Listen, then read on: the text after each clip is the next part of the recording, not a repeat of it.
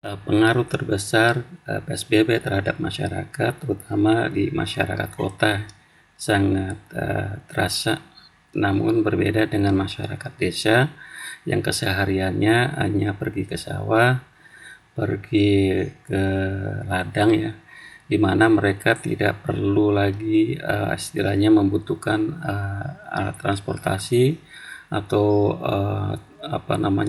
harus mengeluarkan uang untuk pergi ke suatu tempat ya.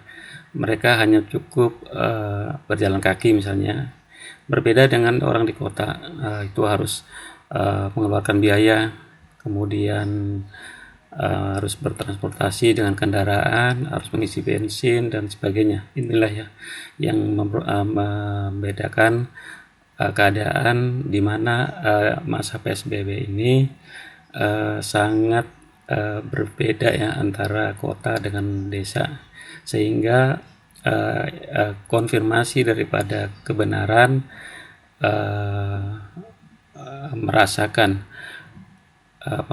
keadaan ini sangat-sangat memang ada kesamaannya, seperti tidak bisa kemana-mana ya, tidak bisa pergi ke keluar kota seperti itu ya. Di desa juga ada agak ketat ya, namun mereka tetap happy, tetap menikmati apa yang biasa mereka lakukan sehari-hari. Berbeda dengan orang kota atau masyarakat kota yang setiap hari misalnya ke gedung-gedung, ke mall, ke tempat-tempat hiburan, kemana. Disitulah perbedaan antara masyarakat kota dan masyarakat desa dalam masa PSBB ya.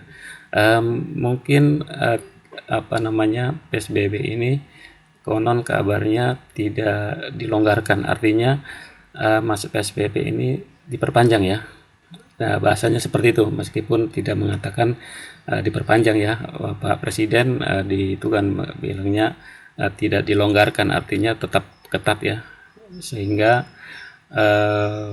keadaan kita tentu saja itulah tadi yang saya katakan, bahwa perbedaan di masyarakat kota dan masyarakat desa adalah kehidupan setiap harinya, kebiasaan setiap harinya. Kalau kita mungkin setiap hari harus begini, harus begitu dan sebagainya ya. Kalau masyarakat desa tidak demikian, sehingga untuk survive itu lebih tinggi ya. Meskipun mungkin orang kota banyak uang, tapi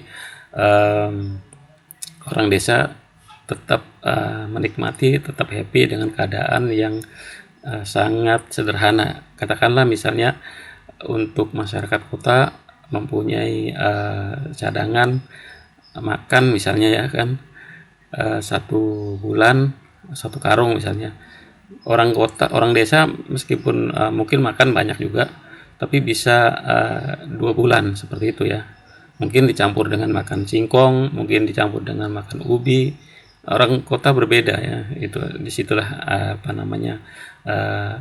mereka masih dapat bertahan. Jadi informasi ini sesungguhnya sangat penting juga, artinya keadaan kita, kehidupan kita dan kebiasaan kita sehari-hari itu ya yang dapat memberikan kita survive ya, kita tetap bertahan dalam kehidupan atau bertahan hidup ya.